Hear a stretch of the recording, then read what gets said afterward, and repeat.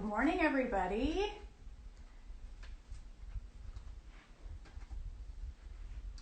It's Monday morning. Oh, people are joining. Good morning. This is so much fun.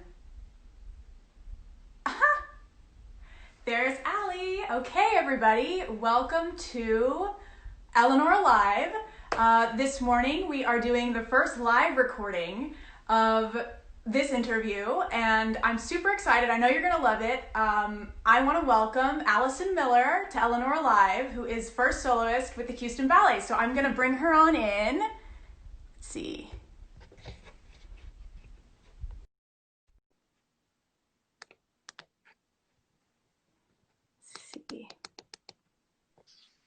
Hi!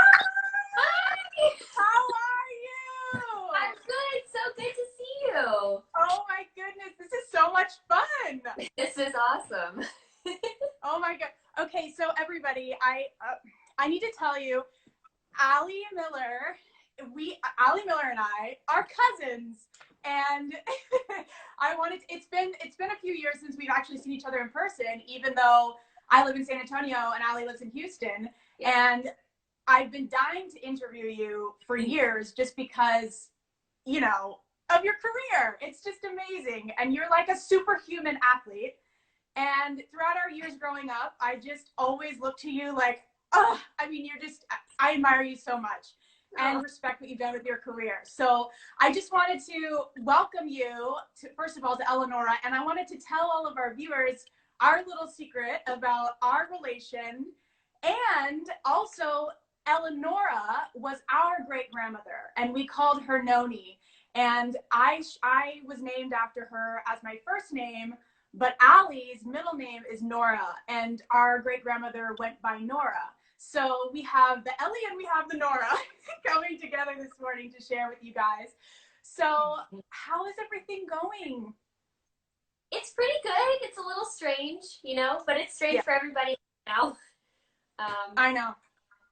Just lucky to be healthy and finding things to occupy my time while I'm stuck at home. Well, one of the things that I don't know how many people know this about you, but aside from being a professional dancer, you design clothing, and you have the most adorable home studio, and I think that's where you're joining me from today. So I was wondering if you would give us a little brief tour of your home studio. Absolutely. So today we're in my backyard in this shed. It was just a normal, you know, storage shed when we first got the house. And last spring we transformed it into this incredible little room for me to do all my creative stuff that I like to do, including sewing, making clothes. So let me see if I can pick you up and just give you a better view. We've got all of my stuff that I love, my favorite pictures, some really special outfits and hand-me-downs. I've got all my sewing stuff. This is my work table, my sewing machine and stuff. So we got beautiful windows out into the garden. Wow. So how long have you been sewing and making clothes? I've been dating my now husband for over 10 years. And for my first birthday together, he bought me a sewing machine. Aww. Like, randomly, because I like to do crafty stuff. And he just thought, oh, that would be something she'd probably like. And it, took off for me. It's, one of my favorite things to do now. Actually, I made the outfit I'm wearing today. No, you did not. You'll see it better a little bit later on. Yes. Oh, my God. Yeah. So, okay, so talk to me. Obviously, this time you're not in the studio and you're not able to, you know, work on and hone your primary craft and gift to the world, which is ballet and dancing. So how are you staying creatively inspired right now? Because you can't work, you know? I mean, obviously the studio is probably a little bit to do with it. Yes, this helps a lot. It's so much fun to come out here and spend, you know, an afternoon making something or making cute masks to send to family friends, you know, whether it's a whole outfit or little masks. It's so much fun to have this space to come to. But I am doing quite a bit of dancing in my small house. The living room has become a makeshift studio, dance studio. I've got flooring that kind of is like the Marley that we have in the dance studios. Oh, yeah. And I have a bar that is a little flimsy, but it works, you know. I'm working on my bar and my technique, trying to keep that. While I can't do all of center, I can still keep the fundamentals, you know, keep it together. So yeah. There are some really amazing teachers giving classes on Zoom right now. And so somebody that I take with in New York, for example, teaches, and I'm taking her class. So while I can't be in the studio, there's a flip side that's actually been really interesting and positive this whole thing. And I feel like, you know, I'm improving in the ways that I can and keeping moving forward, even though we're not on stage, you know. How many days a week do you take class? I take ballet probably 3 or 4 times a week. And I do a Pilates type class, or Pilates or gyrotonic is a different method that's similar to Pilates. I have about 1 class a day that I'll do just to kind of keep my muscles going and stretch and exercise a little. Right. Yeah, because, and I mean, you're an athlete, so keeping your body in shape and strong and also flexible during this time must be a little bit challenging, because you don't have the typical rigorous workout that you would. Exactly. Normally we're in the studio for about 8 hours a day. So it's very different to be at home and be like, I have to do something. So I've kind of made a schedule for myself, which has helped keep me sane. Like I have a certain class a certain day, and you know, it's helped a lot. Well, I've been loving watching the Houston Ballet Instagram, because they've been doing such a cool thing with taking all the dancers and having you guys record from your homes what you're doing and your Pilates workouts and your, you know, bar workouts. And then they've been, oh my gosh, I watched this one last night that I'm sure you've done one, but I haven't quite seen it yet if you have, but they do the dance tag videos. Oh yes. Those are so cool. I think you're gonna be the next one? I'm gonna be in the next one. Keep your eyes peeled. So they're amazing. They have, like, they pass a dance move on video to the next dancer, and it's like the most mesmerizing thing for me, because I don't know how everybody's doing it. I don't know if they give you instructions or whatever, but it looks like magic on the other side of the phone. Yes, it was a very creative guy in the company's idea, and he said, I think that we should do this, and he kind of set up a schedule where you have a 24-hour window to record your 8 counts or whatever, your little phrase, and then send it to the next person on the list. So it was really fun to do and try to, you know, pick up and then leave it off for somebody to carry on. That is so cool. Well, speaking of dancing, one of the things that I've always wanted to do with you is just a little bit of dancing. And even if we're virtual, I thought we'd invite everybody to just do a couple of things that you would lead us through. I would love to. Okay, so if you have anything to put one hand on just for stability, like the back of a couch or a kitchen counter, anything. And I'm going to make sure you can see my whole body. All right, I'm just going to move this a little bit. Tricks of the home studio. Yes, exactly.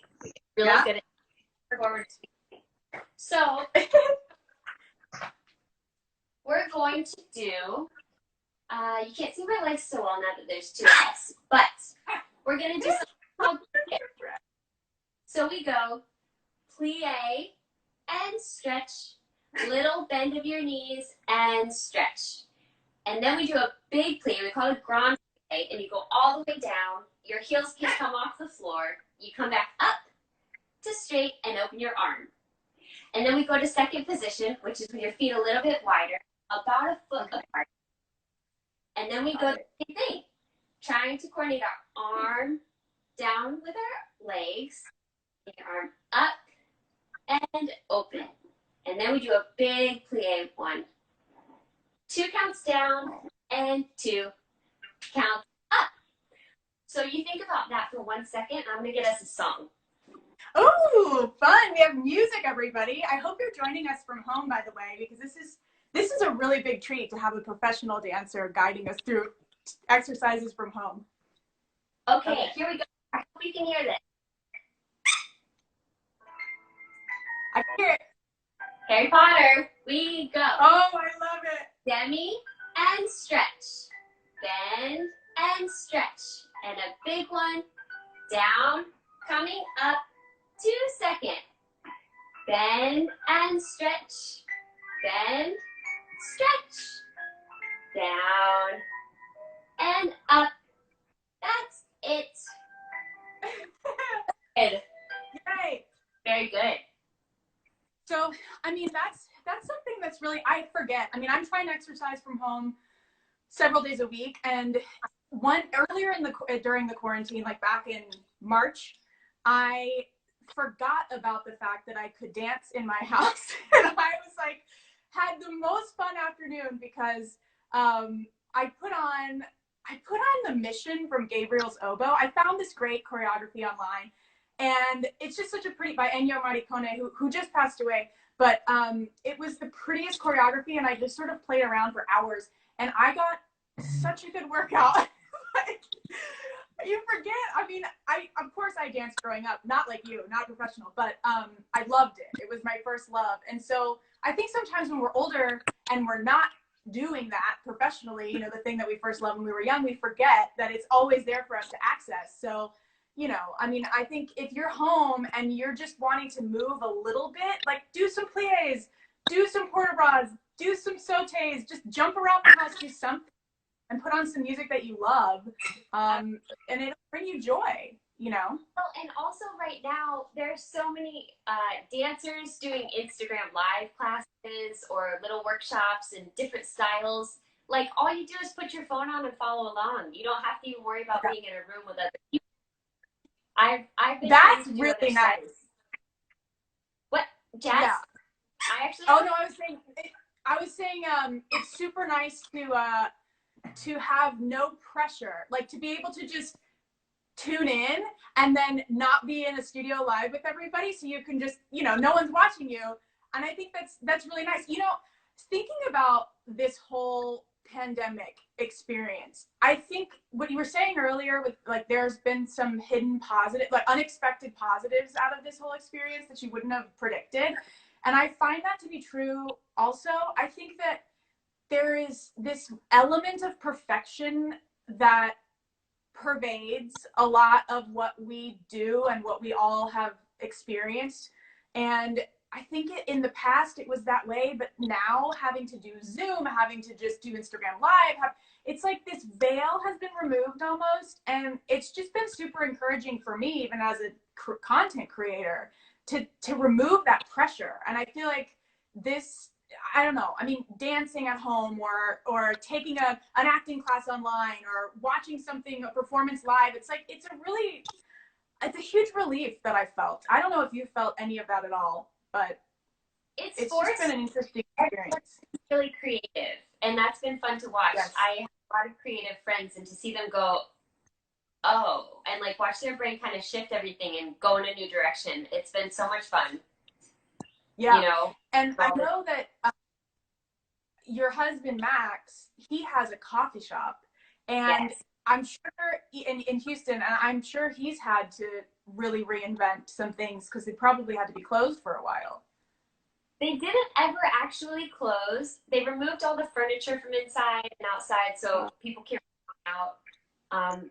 For a little while, until it got way too hot, they were starting from a cart outside, so you never even had to come inside.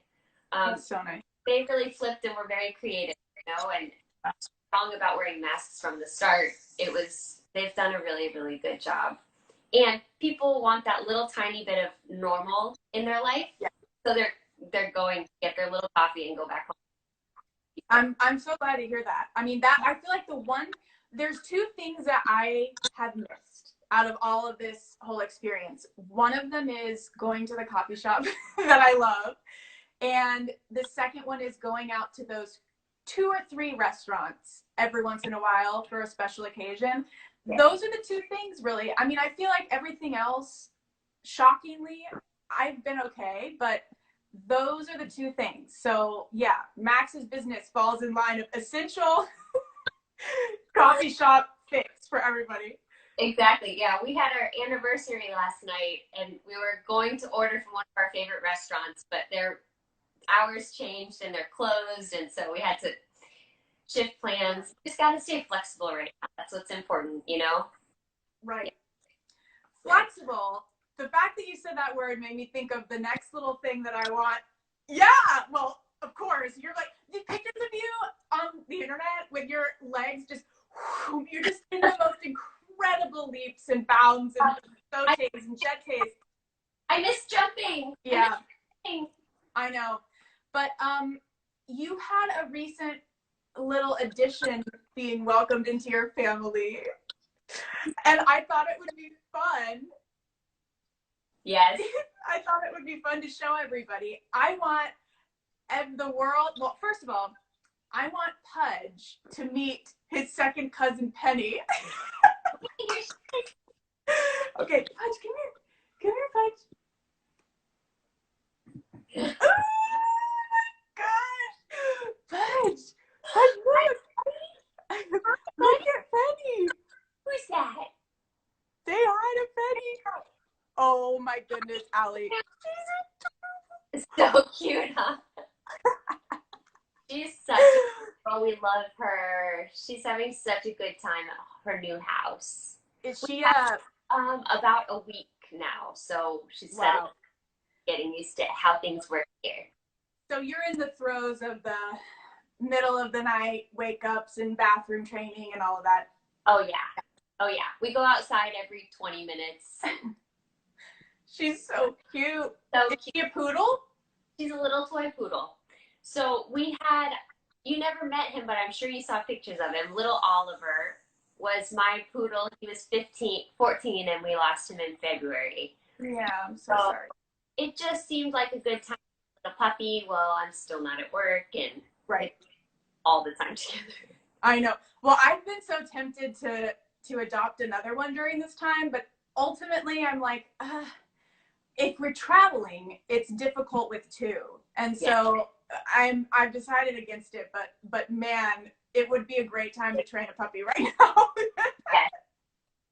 She's so cute. She's such a doll. We're having fun. Well, I can't believe how quiet she's been just sitting there in your studio while we've been doing all of this. Barking a little bit, but you probably thought it was a squeaky toy. Her little bark is so high-pitched. Oh my goodness. It's so cute. So, such a good girl. There's something that I've always wanted to ask you, but I just haven't had the chance to ask you in person because we haven't had a family reunion in a long time. But I know you often, I always see your pictures from Nutcracker, but what is your favorite role? What has been your favorite role to dance and why? I think a few years ago I got to dance Kitri in Don Quixote, and that was my first full-length ballet as a professional dancer, and it was just the most fun ever. She's like a really sprightly, sassy character, and it takes a lot of strength and technique, and there's a ton of that jumping that I love. It was a really fun challenge to have a couple shows of that. So, what's cool, what I love to see is like you're in person, you're pretty demure. I mean, you're pretty calm in person, and then these pictures of you that come out on stage are just like, boom, your personality is everywhere. And I love to see that contrast. And it must be the amount of training, the amount of passion, the amount of tireless effort that goes into being a professional dancer and getting yourself to the point where you can perform at that level. It's one of the most amazing things to me. And whether you're a dancer or whether you're an Olympic athlete, you know, however you're training, if you are training at that level, you're training at that level no matter what you're doing. And I think there are a lot of misconceptions growing up, taking dance and being, you know, a little girl who looked up to ballerinas or whatever. So much has changed in the dance world since we were young. And I think for the better with Misty Copeland and, you know, all of these like culture changers. And I think it's just been amazing. But I've never been able to ask you before, like, what are some things about having a career as a professional dancer that people don't often realize? It is very much like being an athlete, it's a whole day thing. You wake up and think like, oh, what's the best thing to have for breakfast that's going to get me through this long day in the studio? Or how do I have to prepare for today? What does my rehearsal schedule look like? Or how many baths do you have to take a week to like recover your muscles? Right. And how you take care of yourself during performance time when, like you said, when you get on stage, there's that like extra push of power and like, you know, there's thousands of people watching you and you just go for it. And so you can't like feel your legs when you are coming home. So you kind of have to figure out how the schedule and what is required of you. And it's nice to be a professional for so many years and have figured that out and what works and how to take it easy one day and then go really hard the rest of the week or whatever's needed. Yeah. Something like the Nutcracker with 34 shows, you know, in 4 weeks teaches you that pretty quickly. I truly do not know how you do it. I mean, you are like a superhuman. It's pretty crazy. A lot of candy, a lot of coffee.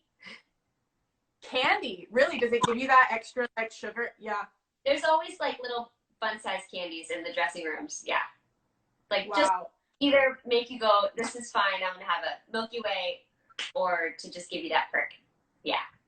So explain to people, because this is really fascinating to me, just seeing it unfold on your social media every year around holiday time. But how many roles do you dance within the Nutcracker in one season? Let's see. We have a sort of new version as of 3 years ago. In the old version of the Nutcracker, I would have, I think, 9 different roles in the show. So like 2 different parts in the party scene, 2 different parts in the snow scene, and then a handful of parts in the second act. Depending on the show, you'd rotate. In this version, I think I have more like 5 or 6 that I do. So it's a little better, but the choreography is a little harder in the new version. So yeah. But as I've grown in the company, I have more performances off than I used to. I think, you know, I'd have maybe 1 or 2 shows off until the past few years, and now I have, you know, maybe 6. So that really helps to say, okay, I can get through this double show day because tomorrow I only have 1 of the 2 performances. So it's nice as you grow in the ranks, your schedule shifts and you have more of the difficult roles, but you have a little bit more time off because you're not in the. And when you're doing a show that's not Nutcracker, so you have, you know, how many shows per season with Houston Ballet? Like 5 or 6 or? Yes, we have 6 different programs. So about half of those are full-length ballets and half of them are mixed programs with 3 short ballets on one night. So you don't typically dance as many roles per show in the other programs as you do in Nutcracker? Is that sort of like the standard for professional ballets in America? Nutcracker is a really good way for younger dancers to get performance opportunities. There's student matinee shows, get your first chance at the big part, you know. And it's always fun to watch the new up and comers taking on roles. Oh, that was me, you know, how many years ago? Right. But yeah, because there's so many shows, everybody kind of gets a chance. So I have one more question for you, because I just think it's really interesting, sort of the path that you took. You were somebody who knew from a young age that you wanted to be a dancer, and I remember sort of always knowing that throughout our family gatherings and everything. But you went to, which school did you go? You went to a very special high school that was for the arts. It's like a conservatory.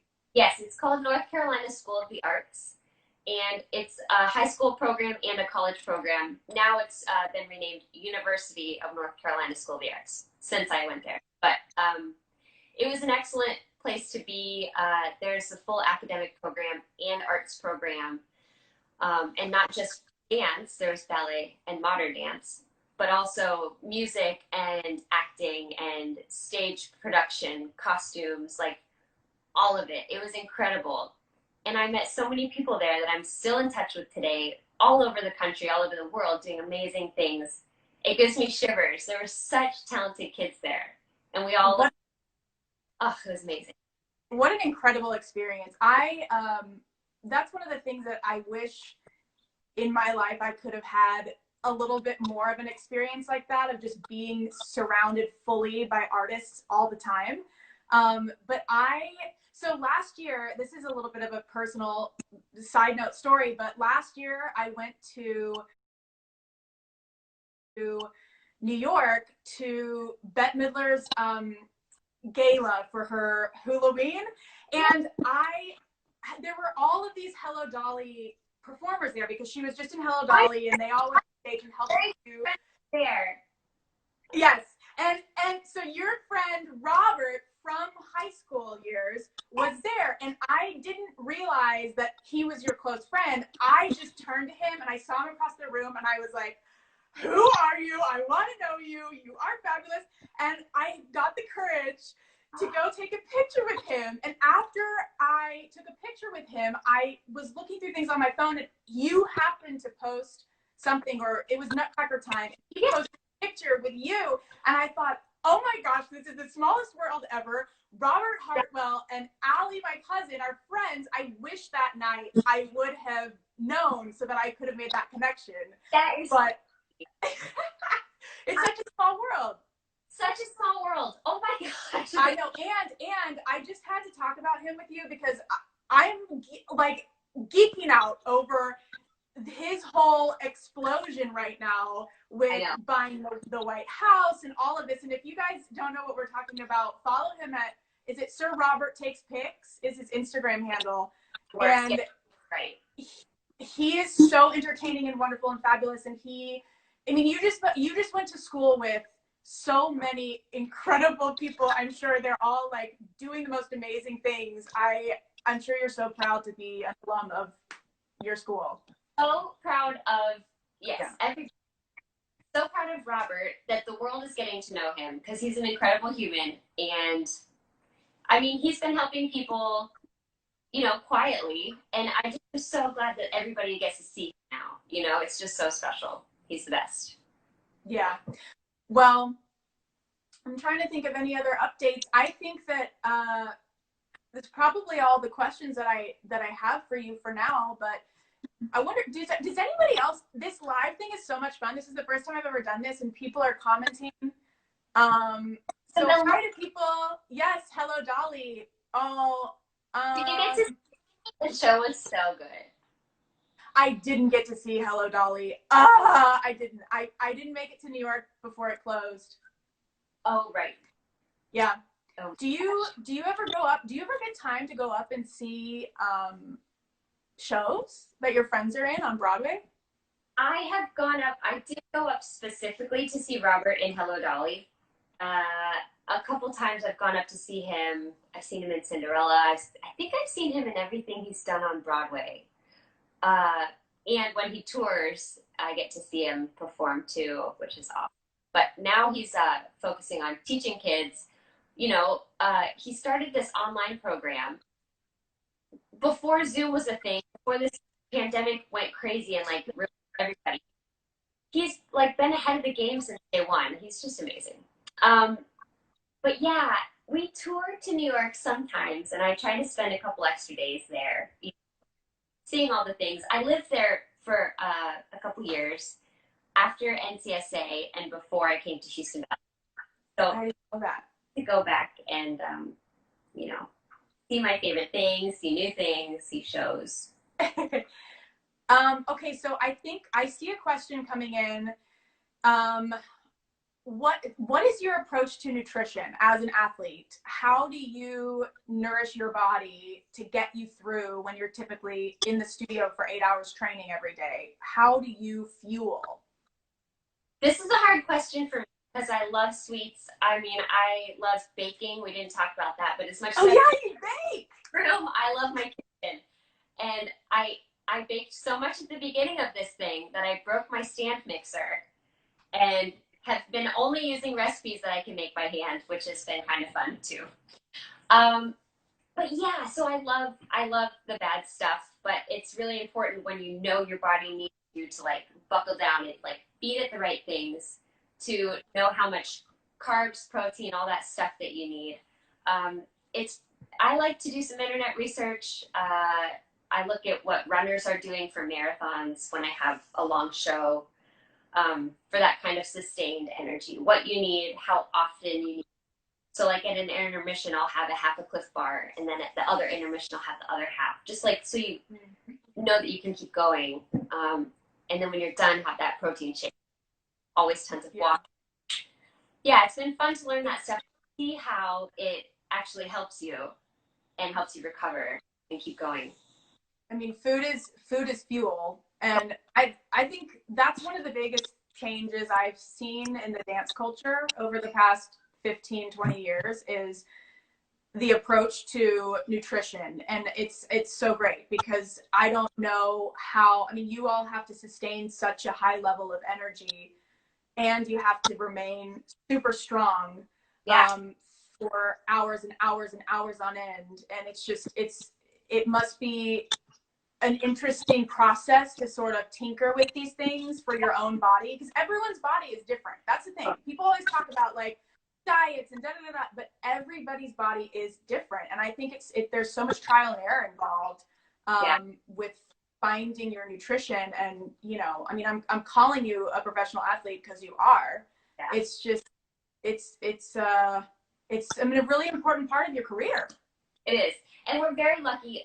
We have a physical therapy department that is connected to Methodist Hospital. So they have a nutritionist that we all know, and you sign up to meet with her.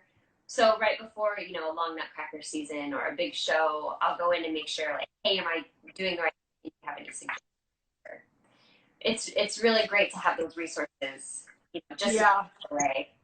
Yeah, and then and by the way, this is just a little bump to everybody. This is why you should support your local arts organizations, because without the support from donors, these sorts of necessary things to keep you, you know, functioning, like nutritionists and physical therapists and all of that can't happen unless there are a healthy amount of donations to these companies. And I know in particular Ballet San Antonio, you know, as well as we do trying to keep everybody up and going, I mean, it's a challenge that in our community we faced as to how to have those resources like health insurance and, you know, nutritionists and physical therapists. I mean, they're so essential to being able to keep you functioning at the level to provide entertainment to everybody. So just a little bump to everybody and a shout out to say, support your local arts organizations.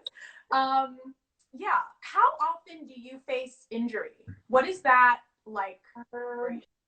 It's always so frustrating because, you know, something will tweak like an ankle and you'll say, oh, well, my leg was tight. Like I should have known that was coming. And then you have to deal with it for weeks or however long after. I have been a professional dancer for close to 15 years. And so now I have a couple chronic problems that, you know, maybe it's because of how I trained or whatever, but now there are things that I have to deal with on a daily basis. It's been interesting to try to get in touch with those during this time also, you know, try to think like, wow, do I work incorrectly? Whatever. But yeah, between chronic injuries and things that just pop up like funny ankle or a giant blister, there's always something. Right. Yeah, and I mean, have your feet had a nice vacation from not being in point shoes? I'm going to admit to the internet that I have not worn my point shoes in probably 3 weeks. So I'm going to get blisters when I put them back on. We were going into the ballet studios, like one person at a time in a studio. It was like really safe. We get a temperature check and a screening before we go in. Everything was really safe, but then the city kind of stepped back and locked back up a little. So we have been closed again. So it's a little harder to wear the shoes at home. Right. Because you don't have as good of a surface. Right. Yeah. I hurt myself in my room, just something silly. So hopefully in the next couple weeks we'll get to go back in there and I'll get the shoes back on. It's not the same to take ballet class. We take bar and then go into center. And I normally put my point shoes on for center, you know, that gets you ready for what you're going to do all day. And so to take center in demi-point shoes, it's very different leg alignment than being all the way up. So I've kind of found some new muscles, and it's just been different. But I really miss my point shoes. Well, the other thing that I see coming across the screen is how, oh, is that a new pair? Yeah. Look how excited you. I'm like, so you obviously, how long do those last you? This is a great question. I always love talking to professional dancers because when you're like in 6th grade, you get your first pair of pointe shoes, they last you for like a year. How often do you go through a pair of shoes? Let's see. It kind of depends, and I like to have more than one pair ready at a time. I don't want to wear the same pair for the whole day because some rehearsals you're doing a lot. Some rehearsals you need a harder box for the part. Sometimes sometimes you get really sweaty or partnering, you get stuck on point, and anyway, you just want to switch out. So even in one performance, I like to have a different pair of shoes for each act. And whenever I'm on stage, I always have a backup pair of shoes ready in case anything happens, in case a ribbon comes off, because I hate them all of a sudden. I've always got a backup pair, like right by the light boom, just in case. So I just like to have a lot of shoes at all times. I normally have like 6 pairs with me. Wow. Yeah. So I didn't realize that. I also would never have guessed that you would want to switch them mid-show. Yes. Well, for example, like Don Quixote is a 3-act ballet. So in the first act, you're dancing and jumping and it's quick and it's fast and you need them to not be this noisy that it's all over the stage. So they have to be just right. Like in between, yeah, they need to be just right. And then for the second act, it's a little bit more suspended types of dancing. So you want them to be a little supportive.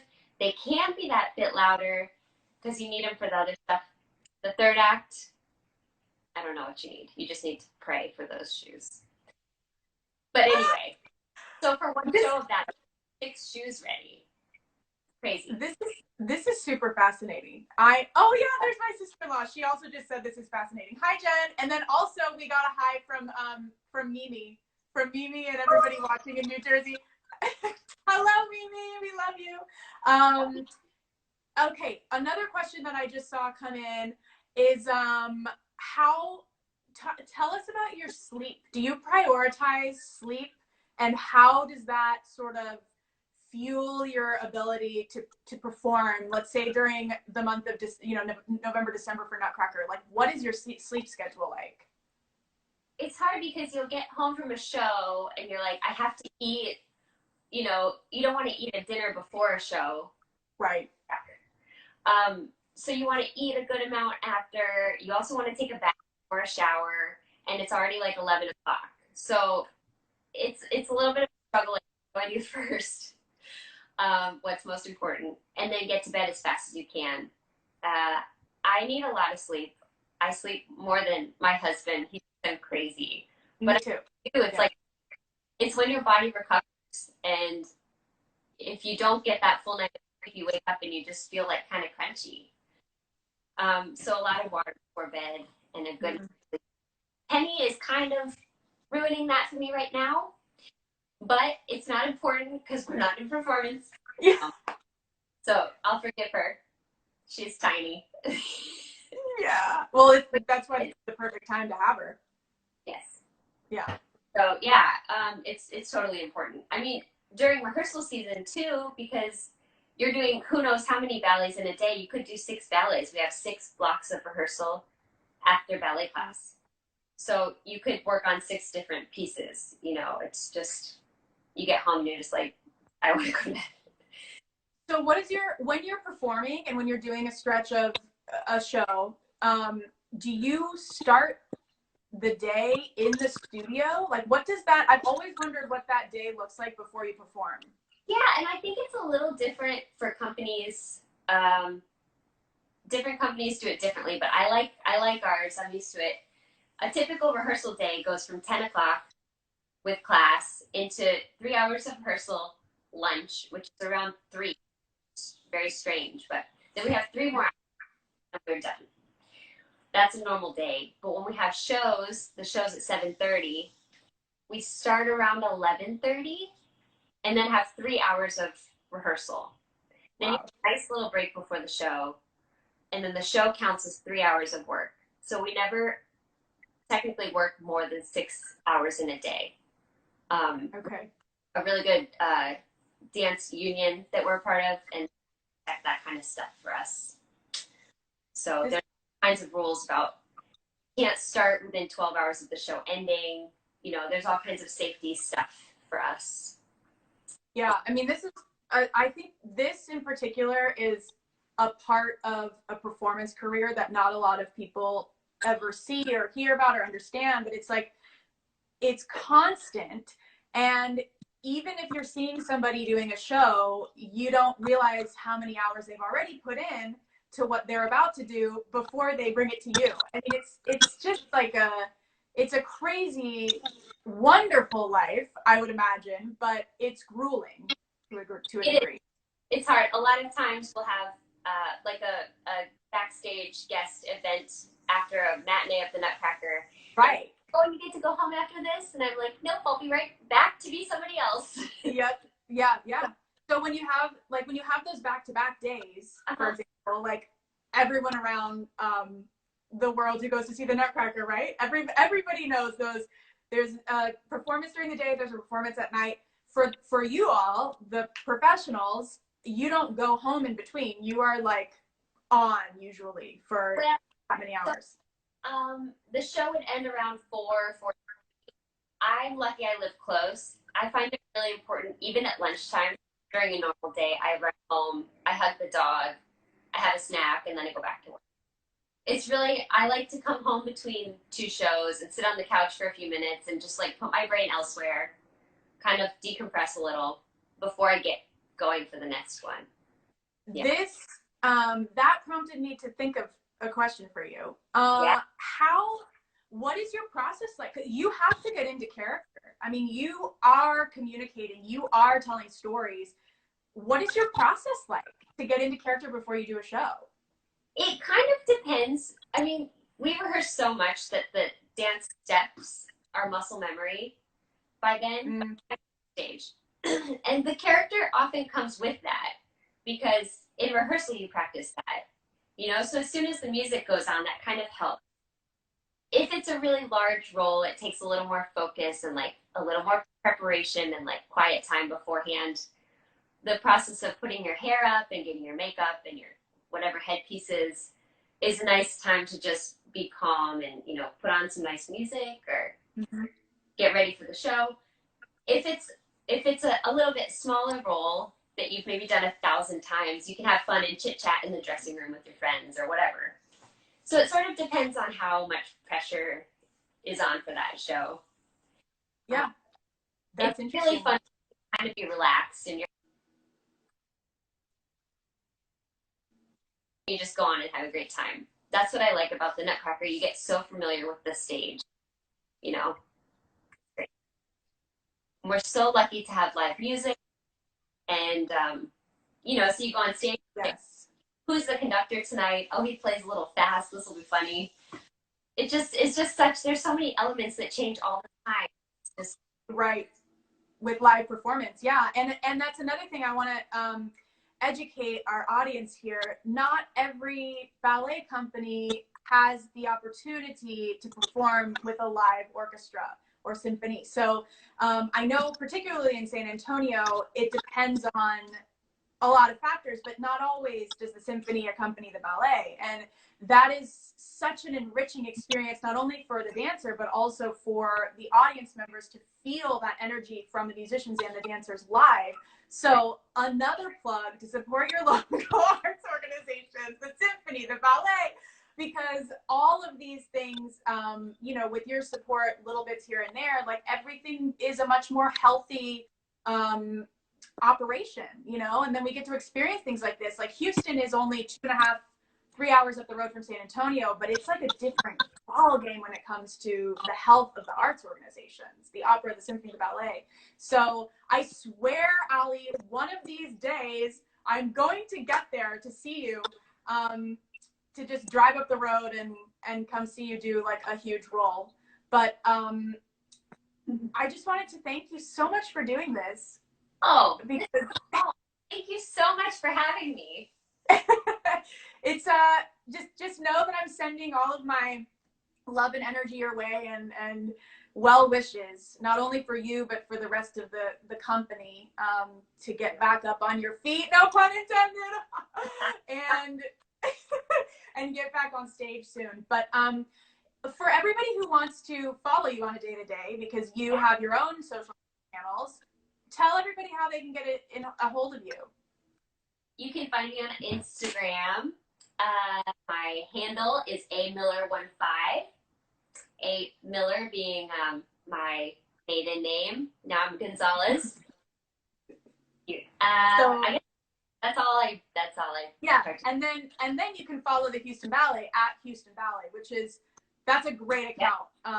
They do an amazing job. There's a lot of fun that's still coming out that we recorded, so keep an eye out for that. Yeah. Well, thank you again. Sending you and Max and Penny all of our love, and I hope we get to do this again sometime before we see each other in person. I know. Take care. Yeah. Thank you. Bye.